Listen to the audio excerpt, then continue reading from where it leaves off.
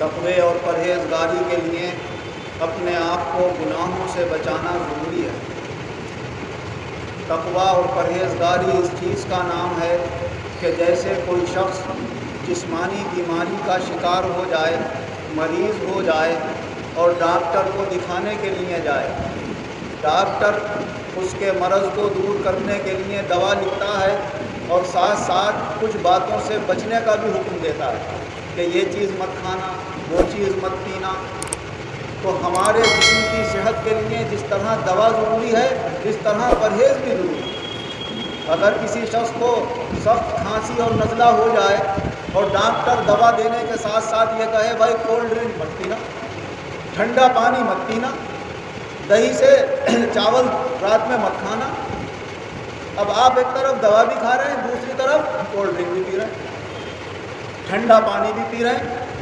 8 دن تک دوا کھاتے ہیں، ڈاکٹر سے جا کر کہتے ہیں صاحب ہم نے تو 8 دن ہو گئے دوا کھاتے ہوئے، کوئی فائدہ ہی نہیں ہوا۔ تو ڈاکٹر پوچھے گا کہ تم نے پرہیز بھی کیا تھا یا نہیں پوچھے گا، تو آپ کو خود اپنا ضمیر گواہی دے گا کہ بھائی ہم نے دوا تو کھائی مگر جو ہمیں پرہیز بتایا گیا تھا اس سے ہم وہ پرہیز نہیں کر سکے، اور جن باتوں سے ہمیں بچنے کا حکم دیا تھا ہم نہیں بچ سکے، اس لیے ہمیں کوئی فائدہ نہیں ہوا، بیماری اپنی جگہ قائم ہے۔ یہی حال انسان کے اندر روحانی بیماری کا ہے۔ روحانی بیماریوں کو دور کرنے کے لیے، اپنے دل کے نور کو چمکانے کے لیے اللہ تعالیٰ نے ہمارے اوپر جہاں فرائض و واجبات اور عبادات رکھی ہیں، اس کے ساتھ ساتھ ہمیں یہ بھی حکم دیا ہے کہ ان گناہوں سے بھی اپنے آپ کو بچاؤ۔ گناہوں سے بچاتے رہو گے تو تمہاری عبادتیں فائدہ مند ہوں گی۔ ایک طرف عبادتیں کرتے رہو اور دوسری طرف حلال اور حرام کی پرواہ نہ کرو، جھوٹ اور سچ کی پرواہ نہ کرو، تو ایسی عبادتوں سے ہماری روح کے اندر نہ کوئی قوت آنے والی ہے، نہ ہمارے دل کے اندر نورانی چمک آنے والی ہے۔ حضرت ابو ہریرہ رضی اللہ عنہ سے روایت ہے کہ حضور صلی اللہ علیہ وسلم نے ارشاد فرمایا کہ جس وقت کوئی زانی زنا کرتا ہے تو اس وقت اس کا ایمان قائم نہیں رہتا اور وہ مومن کہلانے کے لائق نہیں رہتا، اور فرمایا جس وقت کوئی چور چوری کرتا ہے تو اس وقت وہ مومن نہیں ہوتا، جس وقت کوئی ڈاکو ڈکیتی ڈالتا ہوتا ہے اور لوگ اپنی نظریں اس کی طرف اٹھائے ہوئے اور اس کی خوشامد کرتے ہوتے ہیں اللہ کے لیے چھوڑ دو، ہمارا مال مت لوٹو، فرمایا وہ لوٹنے والا رحم نہیں کھاتا، اس لیے کہ اس وقت وہ ایمان کی حالت میں نہیں ہوتا ہے اور اس کا ایمان اس کے سینے سے نکل چکا ہوتا ہے۔ اسی طرح فرمایا کوئی خیانت کرنے والا جب خیانت کرتا ہے تو اس وقت اس کا ایمان اس کے دل کے اندر نہیں ہوتا، کوئی قتل کرنے والا بے گناہ کو قتل کرتا ہے تو اس وقت اس کا ایمان قائم نہیں رہتا۔ حضرت اکرمہ رضی اللہ عنہ جو حضرت عبداللہ ابن عباس رضی اللہ عنہ کے شاگرد ہیں، وہ فرماتے ہیں کہ میں نے ابن عباس رضی اللہ عنہ سے پوچھا کہ جب ان گناہوں کے اندر کوئی شخص ملوث ہوتا ہے اور وہ مومن ہو کر ایسی حرکت کرتا ہے تو اس کا ایمان کہاں چلا جاتا ہے؟ تو انہوں نے اس طرح اپنے ہاتھوں کو کیا اور فرمایا جب تک اس کا ایمان اس کے پاس تھا تو وہ ایمان اس کے اندر اس طرح تھا، اور جب وہ اس بری عادت میں لگا، برے گناہ میں لگا تو اس کا ایمان ہٹ گیا اور اس کا انتظار کر رہا ہے کہ یہ گناہ کرنے کے بعد توبہ کرے گا تو میں واپس آؤں گا، تو جب وہ گناہ کر کے توبہ کر لیتا ہے تو ایمان واپس آتا ہے۔ اگر خدا نخواستہ اسی گناہ کے عمل کے اندر اگر اس کا انتقال ہو گیا تو پھر اس کا کیا حشر ہوگا؟ کیا وہ ایمان والوں میں اٹھایا جائے گا یا نہیں اٹھایا جائے گا؟ تو حضرت محمد بن عبداللہ اسماعیل بخاری رحمۃ اللہ علیہ، جنہیں امام بخاری بھی کہا جاتا ہے، بخاری شریف جن کی حدیث ہے، وہ فرماتے ہیں کہ اس حدیث کا مطلب یہ ہے کہ اس کا ایمان چلا جاتا ہے، یعنی ایمان کا نور اس کے دل سے نکل جاتا ہے اور ایمان کا کمال اس کے اندر سے نکل جاتا ہے۔ اصل ایمان گناہ سے ختم نہیں ہوتا، ایمان کی جڑ تو اس کے دل میں موجود ہوتی ہے مگر اس کے پھل اور اس کی شاخیں گویا ختم ہو جاتی ہیں۔ اگر وہ توبہ کرے گا تو وہ شاخیں پھر ہری بھری ہو جائیں گی ایمان کی، اور اس کا ایمان کا درخت پھر پھلدار ہو جائے گا، اور اگر توبہ نہیں کرے گا تو اس کے ایمان کا درخت سوکھ کر خراب ہو جائے گا۔ حضور نبی اکرم صلی اللہ علیہ وسلم نے اسی لیے ارشاد فرمایا کہ کوئی شخص کسی بے جان کو، کسی بے گناہ کو ہرگز قتل نہ کرے، کیونکہ قتل بہت بڑا گناہ ہے۔ فرمان باری تعالیٰ ہے من قتل نفسا بغیر نفس او فساد فی الارض فکانما قتل الناس جميعا، جس نے کسی جان کو بغیر کسی جان کے بدلے قتل کر دیا، بے گناہ اس کو قتل کر دیا، تو ایسا ہو گیا کہ جیسے اس نے سارے انسانوں کو قتل کر دیا۔ تو ایک بے گناہ انسان کا قتل ساری انسانیت کا قتل قرار دیا گیا۔ اور فرمایا من قتل مومنا متعمدا فجزاؤہ جہنم خالدا فیہا، اگر کسی نے کسی مومن کو جان بوجھ کر قتل کیا ہے تو ایسے شخص کا ٹھکانہ ہمیشہ کے لیے جہنم ہے۔ یعنی اگر اس نے یہ سمجھا کہ مومن کا قتل حلال اور جائز ہے تو اس نے قرآن کا انکار کر دیا، حدیث کا انکار کر دیا، اس لیے وہ ہمیشہ کے لیے دوشی ہو جاتا ہے۔ اور فرمایا سود سے بھی اپنے آپ کو بچاؤ، یہ بھی ہلاک کر دینے والا گناہ ہے۔ سود کے بارے میں اللہ تعالیٰ نے فرمایا یا ایھا الذین آمنوا اتقوا اللہ وذروا ما بقی من الربا ان کنتم مؤمنین، اے ایمان والو اللہ سے ڈرو، اور جو تم اب تک سود کا کاروبار کر رہے تھے اللہ نے جب نصیحت کر دی تو اب یہ کاروبار چھوڑ دو اگر تم ایمان والے ہو۔ فَإِن لَّمْ تَفْعَلُوا فَأَذَنُوا بِحَرْبٍ مِّنَ اللَّهِ وَرَسُولِهِ، اور اگر تم نصیحت آنے کے بعد بھی سودی لین دین نہیں چھوڑ رہے ہو تو پھر تم اللہ سے اور اس کے رسول سے جنگ کرنے کے لیے اور لڑنے کے لیے تیار ہو جاؤ۔ تو سود اتنا بڑا گناہ ہے کہ اگر کوئی سود لینا اور دینا نہیں چھوڑتا ہے تو اللہ اس سے لڑنے اور جنگ کرنے کے لیے بھی تیار ہے۔ تو کس کی طاقت ہے جو اللہ سے جنگ کر سکے، اللہ کے رسول سے جنگ کر سکے؟ کوئی ایسی ہمت نہیں رکھتا۔ اسلام اور شریعت میں صرف دو گناہ ایسے ہیں کہ جن کے بارے میں اللہ نے یہ فرمایا کہ جو یہ گناہ نہیں چھوڑتا اس سے میرا اعلان جنگ، ایک یہ سود کا لین دین اور ایک اللہ کے کسی ولی سے دشمنی رکھنا۔ حدیث قدسی ہے بخاری شریف کی، حضور صلی اللہ علیہ وسلم ارشاد فرماتے ہیں کہ اللہ تعالیٰ کا فرمان ہے من عاد لی ولیا فقد آذنتہ بالحرب، جس نے میرے کسی ولی سے دشمنی کی تو وہ سمجھ لے کہ اس سے میرا اعلان جنگ ہو گیا۔ تو وہ اللہ کے ولی سے لڑتا ہے اور اللہ اس کے مقابلے میں آ جاتا ہے کہ تم میرے ولی کو ستائے گا، میرے ولی کی شان میں گستاخی کرے گا، اس کا دل دکھائے گا، تو وہ تو چاہے لڑے یا نہ لڑے وہ تو صبر کر لے گا، برداشت کر لے گا، لیکن میں تجھے اس کا جواب دوں گا۔ ایک واقعہ ہم نے اپنے بزرگوں سے سنا کہ کوئی فقیر گزرے ہوئے جا رہے تھے، ادھر سے ایک نیا جوڑا آ رہا تھا دولہا دلہن کا، وہ کچھ اس طرح سے پانی کے اندر ان کا پاؤں پڑا فقیر کا کہ چھینٹے اڑ کے اس عورت کے کپڑوں کے اوپر آ گئے۔ اس کے شوہر کو غصہ آیا اور اس نے ان کے منہ پر چانٹ مار دی۔ یہ چانٹ کھا کے فقیر تو فقیر ہی ہوتے، بدلہ نہیں لیتے کسی،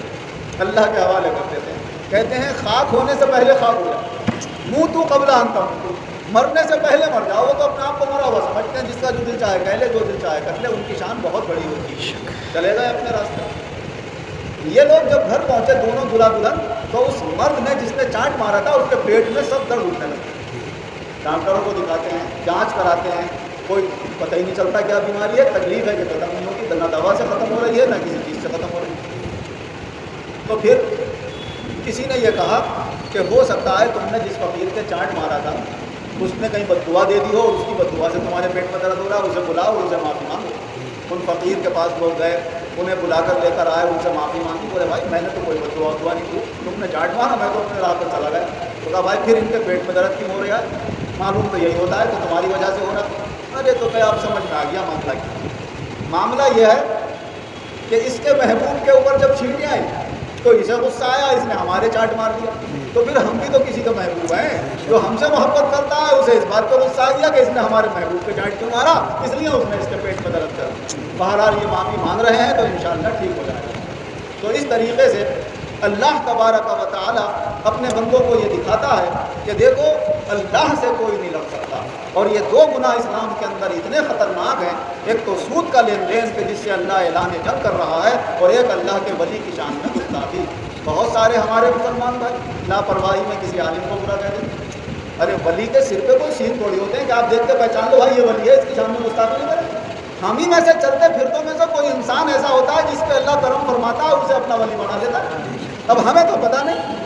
ہم نے ان کسی کی شان میں گستاخی کر دی اور وہ ہوا اللہ کا ولی، تو پھر دونوں جہان میں کوئی ٹھکانہ نہیں ہے۔ لہذا سب سے آسان طریقہ یہ ہے کہ اگر تمہاری سمجھ میں کوئی عالم نہیں آتا، تمہاری سمجھ میں کوئی بزرگ نہیں آتا، کوئی چلتا پھرتا فقیر تمہاری سمجھ میں نہیں آتا کہ یہ اللہ والا ہے یا نہیں ہے، تو بہتر طریقہ یہ ہے خاموش ہو جاتا۔ ارے بھائی ہوگا، اللہ جانے، یہ جانے، ہمیں اس سے کیا مطلب ہے؟ اسے اپنی قبر میں جانا ہے، ہمیں اپنی قبر میں جانا ہے، ہمیں آخرت میں اپنا حساب دینا ہے، اسے اپنا حساب دینا ہے۔ ہم کوئی اس کے ٹھیکیدار تھوڑی ہیں کہ تو ہم یہ دیکھیں کہ اس میں کیا باتیں صحیح ہیں کیا غلط ہیں۔ شیخ سعدی رحمۃ اللہ علیہ ارشاد فرماتے ہیں خاک ساران جہاں بحقارت منگر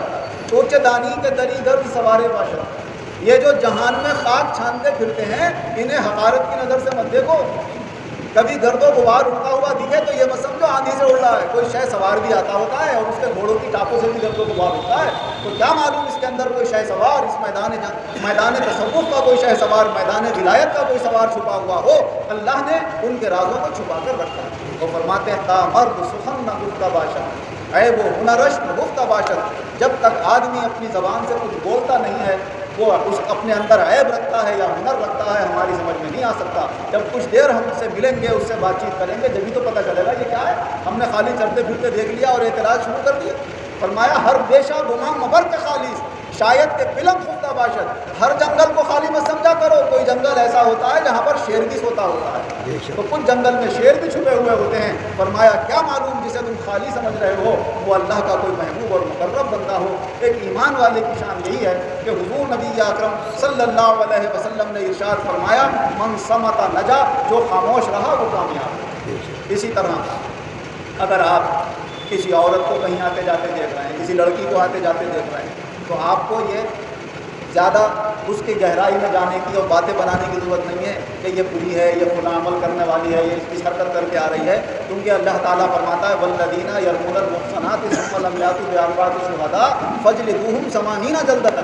اگر کوئی پاک دامن عورتوں کے اوپر کسی برائی کی تہمت لگاتا ہے اور ان کے پاس گواہ نہیں ہے اس بات کے، صرف اپنے اندازے سے لگا رہے ہیں، تو فرمایا ایسے لوگوں کے 80 کوڑے لگانا چاہیے۔ تو 80 کوڑے تو ان کی دنیا میں سزا ہے، اور آخرت میں اللہ جانے ان کی کیا سزا ہوگی۔ بلا وجہ کسی کی بہن بیٹی کے اوپر غلط الزام لگا کر اس کی عزت و آبرو کو خراب نہیں کرنا چاہیے۔ کیا معلوم کون عورت اپنے گھر سے نکلی ہے تو کس کام سے نکلی ہے، کون لڑکی کہاں جا رہی ہے تو کس کام سے جا رہی ہے۔ ہر ایک کے ساتھ بدگمانی کرنا اور غلط گمان کرنا، اس سے بھی اللہ تعالیٰ نے منع فرمایا، اور حضور صلی اللہ علیہ وسلم فرماتے ہیں کہ مومن پاک دامن عورتوں پر جو اس برائی کے خیال سے بھی غافل ہے، انہیں خیال بھی نہیں آتا اس برائی کا، ان کے اوپر کبھی بھی زنا کی تہمت مت لگاؤ اور برائی کی ان کے اوپر تہمت مت لگاؤ۔ اور فرمایا کسی شخص کو دوسرے کے مال میں خیانت بھی نہیں کرنا چاہیے، اور کسی مومن کی طرف سے اپنے دل میں کھوٹ نہیں رکھنا چاہیے۔ اس دل کے اندر ہمارا ایمان ہے، اور ایمان اور مومن سے کھوٹ دونوں چیزیں ایک جگہ نہیں رہتی۔ اگر دل میں کھوٹ ہوگی تو ایمان کمزور پڑ جائے گا۔ دل سے اپنے کھوٹ نکال دو، حسد نفرت بغض و عداوت نکال دو، تاکہ اپنے اندر ایمان مضبوط پیدا کر سکے۔ اللہ تعالیٰ ان گناہوں سے مجھے بھی بچنے کی توفیق عطا فرمائے، آپ کو بھی، اور ہم سب کے ایمانوں میں قوت اور روشنی پیدا فرمائے۔ ترقی کے بعد تنزل سے اللہ تعالیٰ حفاظت فرمائے۔ آمین وآخر دعوانا الحمدللہ رب العالمین والعاقبۃ للمتقین والصلاۃ والسلام علی خیر خلقہ محمد وآلہ وصحبہ اجمعین۔ اے اللہ ہمارے گناہوں کو معاف کر، آئندہ گناہوں کو کرنے کی توفیق عطا فرما، ہمارے ایمان میں قوت پیدا کرنا، ہمارے اور اخلاق کو درست کرنا، ہمارے صالحات کی توفیق عطا فرما، ہمارے کو شفا عطا فرما، ہمارے داروں کو قلبوں سے نجات عطا فرما، روزگاروں کو اچھے روزگار عطا فرما، روزگار والوں کو روزگاروں میں خیر برکت اور ترقی عطا فرما، دنیا اور آخرت دونوں جہان میں ہم سب کو ایمان و عزت کے ساتھ اسی کامیابی عطا فرما۔